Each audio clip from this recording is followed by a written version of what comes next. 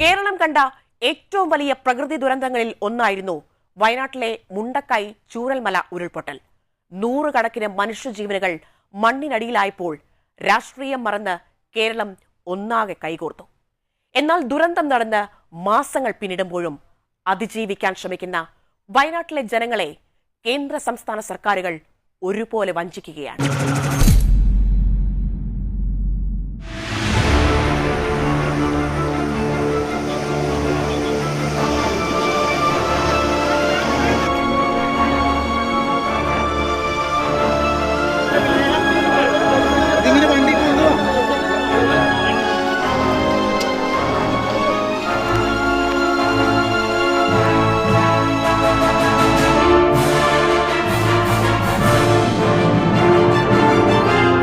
ദുരന്തമുണ്ടായ ഉടൻ മുഖ്യമന്ത്രി പിണറായി വിജയൻ നടത്തിയ പ്രഖ്യാപനങ്ങൾ കേട്ട് പ്രതീക്ഷയർപ്പിച്ചവരാണ് വയനാട്ടുകാർ.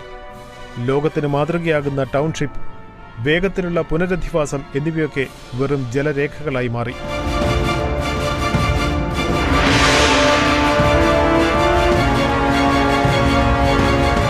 മാസങ്ങൾ കഴിഞ്ഞിട്ടും ദുരന്തബാധിതർ ഇന്നും വാടക വീടുകളിലും സർക്കാർ വക ഷെൽട്ടറുകളിലും കഴിയേണ്ടി വരുന്നു.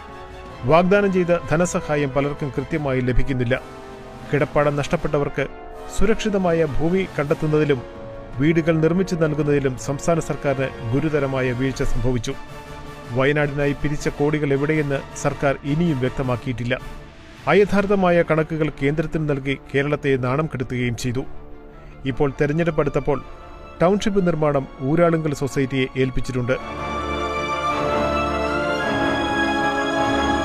വയനാട്ടിലെ മനുഷ്യർക്ക് വേണ്ടത് സഹതാപമല്ല, നീതിയാണ്. കേന്ദ്ര സംസ്ഥാന സർക്കാരുകളുടെ വഞ്ചനയ്ക്കെതിരെ ശക്തമായ പോരാട്ടം തുടരുക തന്നെ ചെയ്യും. ഈ വിഷയവും 2026 ആവർത്തിച്ച് ചർച്ച ചെയ്യപ്പെടുമെന്ന് ഉറപ്പാണ്.